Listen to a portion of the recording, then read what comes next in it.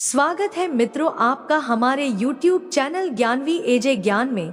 सावन शिवरात्रि के दिन व्रत रखने का विशेष महत्व है।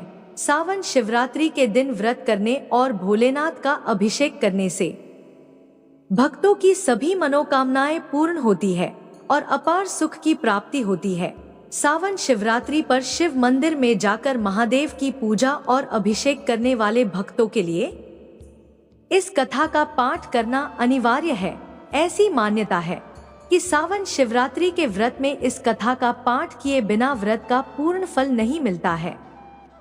हिंदू धर्म में हर साल 12 शिवरात्रि तिथि पड़ती है। वहीं महाशिवरात्रि साल में एक बार मनाई जाती है। मासिक शिवरात्रि हर महीने कृष्ण पक्ष की चतुर्दशी तिथि पर मनाई जाती है।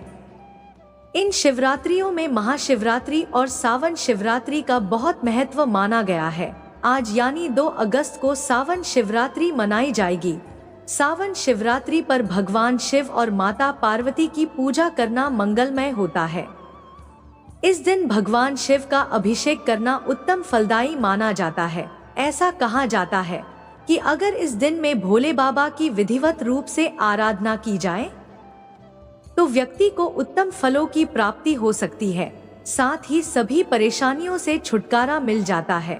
सावन शिवरात्रि हिंदू धर्म में एक महत्वपूर्ण त्योहार माना गया है जो भगवान शिव को समर्पित है। सावन शिवरात्रि का व्रत रखने वाले भक्तों को इस दिन व्रत कथा जरूर सुननी चाहिए। धार्मिक मान्यताओं के अनुसार व्रत कथा का पाठ करने से सावन शिवरात्रि व्रत का पूर्ण फल मिलता है। ऐसा कहा जाता है कि सावन शिवरात्रि व्रत कथा का पाठ करने से भक्तों को बहुत से लाभ मिलते हैं और उनके जीवन में सुख समृद्धि बनी रहती है। पौराणिक ग्रंथों के अनुसार सावन शिवरात्रि के दिन भगवान शिव ने समुद्र मंथन से निकले हलाहल विष को अपने कंठ में धारण किया था, जिससे शिवजी की कंठ नीली पड़ गई थी। इस विष के प्रभाव को कम करने के लिए सभी देवी देवताओं ने भोलेनाथ का जल से अभिषेक किया। तभी से सावन शिवरात्रि पर भगवान शिव को जल चढ़ाने की परंपरा शुरू हुई। इस दिन सभी भक्त भगवान शिव का जलाभिषेक और रुद्राभिषेक करते हैं, साथ ही विधि विधान से पूजा करते हैं और व्रत रखते हैं। अब ऐसे में जो भक्त सावन शिवरात्रि में व्रत रख रहे हैं वे इस व्रत कथा को जरूर सुने और पढ़े। बिना व्रत कथा के पूजा और व्रत अधूरा माना जाता है। पौराणिक मान्यताओं के अनुसार एक बार चित्रभानु नाम का शिकारी जानवरों का शिकार करके जंगल में अपना घर चलाता था। शिकारी पर साहूकार का कर्ज था जो वह नहीं चुका सका। क्रोधित होकर साहूकार ने शिकारी को बंदी बना दिया। वह शिवरात्रि का दिन था जब साहूकार ने उसे बंदी बनाया था। शिकारी कारावास में शिव जी धार्मिक प्रवचन सुनता रहा। उसने वही शिवरात्रि व्रत कथा भी सुनी। शिकारी का पूरा दिन ऐसे ही बीतने लगा। शाम को साहूकार ने चित्रभानु को कर्ज चुकाने के लिए 1 दिन का समय दिया और उसे छोड़ दिया। कर्ज चुकाने के लिए चित्रभानु ने पूरे दिन जंगल में शिकार ढूंढते हुए बिताया। इस तरह शाम निकल गई। रात बीतने का इंतजार करते हुए वह बेल के पेड़ पर चढ़ गया। इसी पेड़ के नीचे शिवलिंग बनाया गया था। शिकारी बिना देखे बेलपत्र तोड़ रहा था जो संयोगवश शिवलिंग पर गिर रहे थे, जिससे उसका व्रत पूरा हुआ। चित्रभानु ने शिकार की तलाश में घूमते हुए तालाब के किनारे एक गर्भिणी हिरनी को देखा जो पानी पीने आई थी। उसने उसे मारने के लिए धनुष बाण निकाला। हिरनी ने चित्रभानु को देखा और उस शिकारी को बताया कि वह गर्भवती है। आप मेरा शिकार करके 2 लोगों को मार डालेंगे जो कि यह गलत है। तब हिरनी ने शिकारी से वादा किया कि जब उसका बच्चा इस दुनिया में आएगा तो वह खुद आ जाएगी। वह इसके बाद उसका शिकार कर सकता है, लेकिन मुझे अभी जाने दो। शिकारी ने हिरनी की बात को मान लिया और उसे जाने दिया। इसके बाद पेड़ पर चढ़ने के दौरान कुछ और बेलपत्र शिवलिंग पर गिर गए। ऐसे ही चित्रभानु ने अनजाने में ही शिवजी की पहली पहर की पूजा की। कुछ देर बाद शिकारी ने एक और हिरनी को देखा।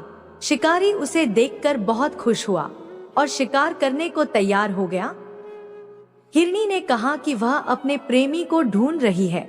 मैं एक उत्सुक विरहिणी हूँ, मैं अपने पति से मिलते ही आऊंगी। रात का अंतिम पहर बीत चुका था।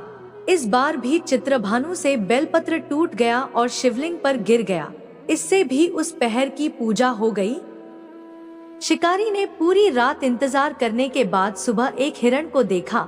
उसने ठान लिया कि वह उसका शिकार करेगा। शिकारी ने अपनी प्रत्यंचा चढ़ाई। तभी उस हिरण ने कहा कि अगर वह 3 हिरनियों और उनके बच्चों का शिकार कर चुका होता तो उसका भी शिकार कर लेता, ताकि उसे उनके वियोग में दुखी नहीं होना पड़ा होता। लेकिन उसे भी छोड़ दो, अगर जीवन दान दिया है तो वह आ जाएगा। शिकारी ने उस हिरण को रात भर की घटना बताई। तब उस हिरण ने कहा कि वह तीनों हिरनियां उसी की पत्नी है।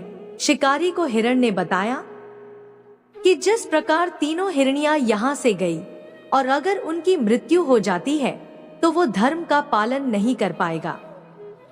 हिरण ने शिकारी से कहा कि जिस तरह उसने विश्वास कर हिरनियों को जाने दिया, उसी तरह से उसे भी जाने दे। वह जल्दी ही पूरे परिवार के साथ शिकारी के सामने आ जाएगा। पूरी घटना के द्वारा शिकारी ने जाने अनजाने में ही सही, व्रत, रात्रि जागरण और शिवलिंग पर बेलपत्र चढ़ने से उसके हृदय को शांति मिली और उसने धनुष छोड़कर हिरण को छोड़ दिया। थोड़ी देर में एक मृग शिकारी के सामने आ गया, लेकिन जंगली पशुओं का प्रेम देखकर शिकारी को बहुत ग्लानि हुई। उसने अपने कठोर हृदय को जीव हिंसा से हमेशा के लिए अलग कर दिया और मृग परिवार को छोड़ दिया। शिकारी के ऐसा करने पर भगवान शिव ने उससे प्रसन्न होकर उसे अपना दर्शन दिया, साथ ही उसे सुख समृद्धि का वरदान दिया और उसे गोह नाम दिया। इस प्रकार सावन शिवरात्रि के दिन भोलेनाथ की पूजा करने, कथा का पाठ करने, जागरण करने और चारों पहर की उपासना करने से भगवान शिव प्रसन्न होते हैं और भक्त की हर मनोकामना पूरी करते हैं। दोस्तों, कहानी पसंद आई हो तो लाइक, कमेंट, शेयर जरूर करें और हमारे चैनल को सब्सक्राइब अवश्य करें। धन्यवाद।